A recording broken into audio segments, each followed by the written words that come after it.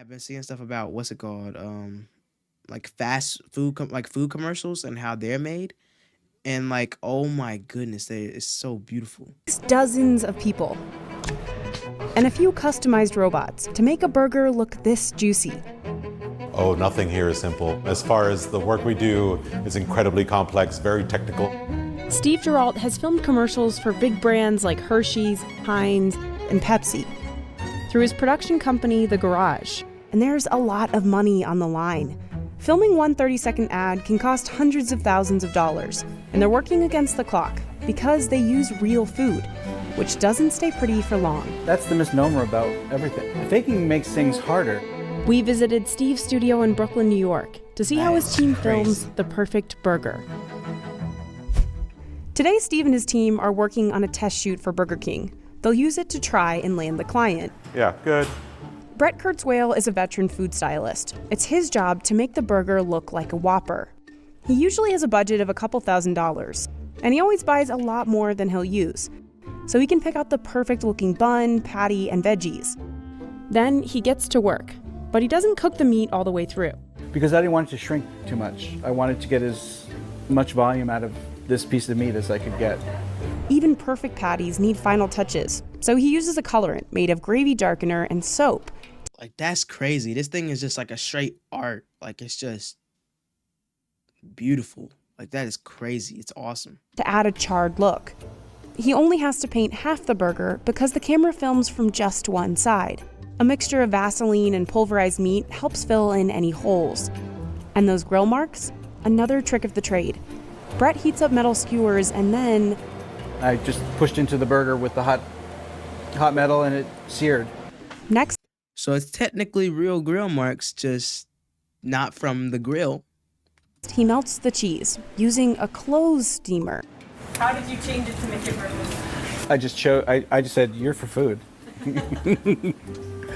But I'm trying to control how much comes out.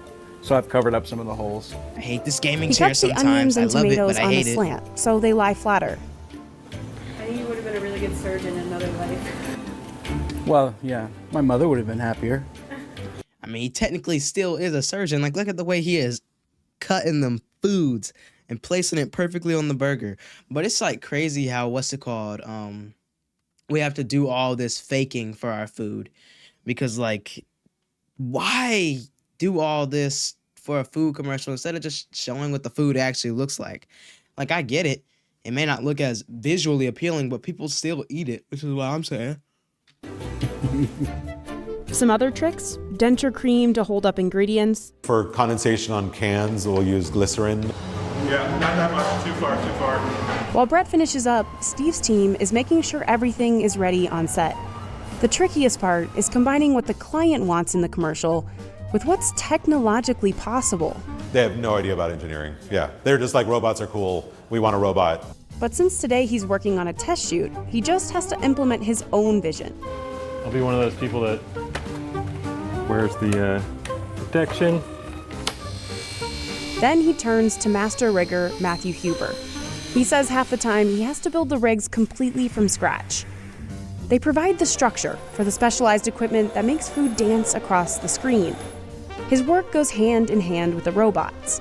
The robot obviously is a hugely complicated and expensive thing that's used for a lot of what we do.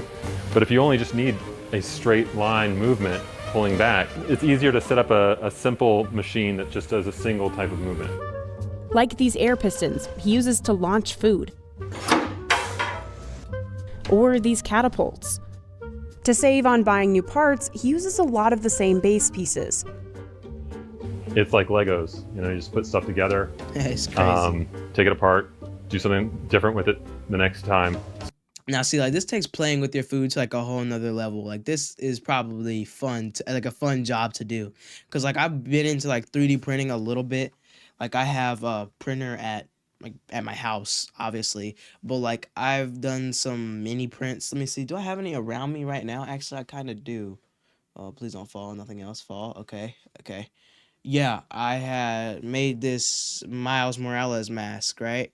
So the parts of it I had 3D printed. I 3D printed the eyes, and then like I have puff painted lines on it to make it look better. And it was my channel profile picture a while back. Not too far back, but it was, a while back. So like this type of thing is cool to me. I like robots and stuff like that. I got first place on a Roblox not a Roblox, Jesus. In a robotics competition. It was like against kids twice my age. I thought I was not gonna make it at all, but I did apparently, so it'd be cool to me. We've used like a lot of these pieces probably like hundreds of times. Meanwhile, Paula Andreas Ramirez is finalizing the set, from the tables to the ketchup bottles off to the side. I want it to feel real. So if it's blank, it won't feel like it's a real commercial kitchen. Every inch visible to the camera matters. So Paula's team built this tile wall just for this shoot. But they said it still felt empty. So we just added these 2 floating shelves up there. We plan for something, and then we just have to be ready for the unexpected. Her typical props budget is $40,000 a shoot, but she can pull a lot from her personal collection. This has been If I have to push this chair down one more time and push all the air out, then stand up and push it all the way back up, then sit back down one more time, I'm gonna get angry. Oh, that was so corny. Oh my God, I will never do that again. I am sorry. I'm so sorry. 20 years of collecting. And this is like Salvation Army, garage sales, years and years of hoarding. I always like to have extra. So if you're shooting, an example, a glass of soda, I need to have at least 6 of the same glasses for quick changes if they're scratched, because it's video. So it's a little bit, one breaks, exactly. So when that burger arrives, it's game time. I gotta go on set. Holy ads. Jesus. All right, well, we're going to talk while the ad goes, I guess. But, yeah. This gaming chair has been giving me crazy problems. I have no idea why. Like, it just goes down, then up, down, then up. It's crazy. It's just going to get on my nerves every time because it's like, I don't want to buy a new chair because my parents bought this for me. And I'm just getting irritated with it. So if any of you guys know what that is, why it's just going down and I have to keep pumping it back up, please tell me because it's going to annoy the mess out of me. Now it's a race against the clock. Get the tomatoes to prep. The angle feels right. Can we melt the cheese a little more? So you get a little heat in there. Go ahead and roll camera. And push in a little bit closer. All right, good. Today they have custom-built water-cooled lights that don't torch the food. We used to have like these really hot lights that would like cook the food and it would die really quickly. So like the ice cream would be. How hot is this food? I mean, how hot is these like machines to where it's sitting right here? They have to worry about stuff like that. Like, I wonder how hot those lights are. Like, man.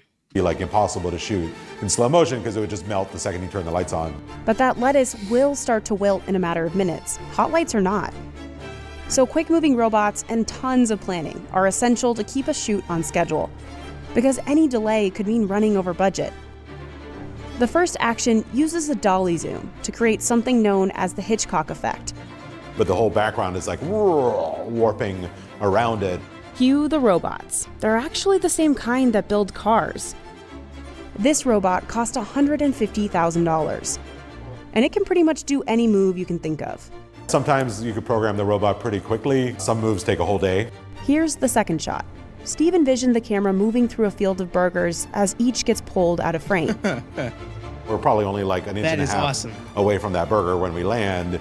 So to try to do that with people would be almost impossible. It's a really complex move that the robots do really easily, and they do it the same exact way every time. But speed is not the only challenge. Awesome. Every shot has to be identical. If a burger is even a centimeter off, or if something on set gets bumped between takes, they might have to start over. These fries don't want to behave. This laser helps them keep track of the burger's position. Or sometimes you might do a job where there's 100 takes of the same move, like, and that would be inaccurate. Wow. They also have to be really flexible on set. There's always curveballs that happen because it's a lot of problem solving, which I love. For the last shot, Steve ties all the ingredients on a fishing wire, and a robot slices the string and the camera catches the perfect drop. This exact move was actually Steve's claim to fame in 2016. Wow. Did this famous burger drop video that went viral all over the internet. He slowly raked in millions of views cool. across platforms, and global publications started covering his work. All that social media buzz earned him a lot of viewers and new clients. And he was able to launch The Garage in 2019. The burger drop was kind of like the spark that started the path towards where we are today. And now TikTok is like crazier than Instagram ever was for me. Steve is a former food photographer, but he wanted to combine his love of engineering, food, and video. And amazingly, there's a job that lets me do that. There's a lot of different jobs that my guidance counselor did not tell me about, including my own. Today, his team films 40 advertisements a year, billing over $5 million annually. Kind of feels like CGI, but it's actually done in camera. And I think to accomplish that like larger than life feeling takes just a lot of technology and skill. Steve Cool, sad thing about it is that AI is probably going to take away all this creativity just to throw in some more slop, which is just annoying. says they know they've done a good job when viewers can't tell a whole production is hidden behind a shot. It is fun for me for people to understand how complex this stuff is. But all that complexity is worth it because there's a lot of money on the line. There's Fast like food millions companies of poured dollars on the $5 line. billion into advertising in 2019, and for good reason. They know just how valuable the power of food suggestion can be. A Yale University study found that visual cues like food ads can have an effect on food cravings. Another study showed visual cues can influence overeating and even weight gain, and that can convert into traffic and impressions for a brand. That's crazy. Me included. These brands led the pack in ad spending in 2019, and budgets just keep ballooning. In September, Burger King announced it'll invest $400 million in restaurant renovations and advertising, a 30% increase from 2021. Which is why Steve and his team filmed this Whopper pitch, hoping to hook a new client with their dancing robots and juicy burgers.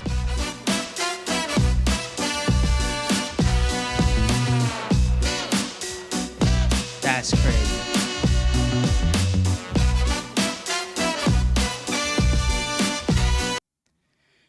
Wow, watching like videos like this on like how food is done is crazy. Like I love watching stuff like this because I'm just always learning something new. But like seeing how these commercials are basically just an art show for people like this is crazy. Like, so I guess if people tell you not play with your food, I guess you could say I can end up making millions of dollars off of this in the future. Like that's pretty cool to me because making commercials and stuff like that is awesome. Like this is a crazy type of art that I would love to get into. But yeah, YouTube, like, comment, stay happy, stay peaceful, love God, and I'll see you guys next time. Peace.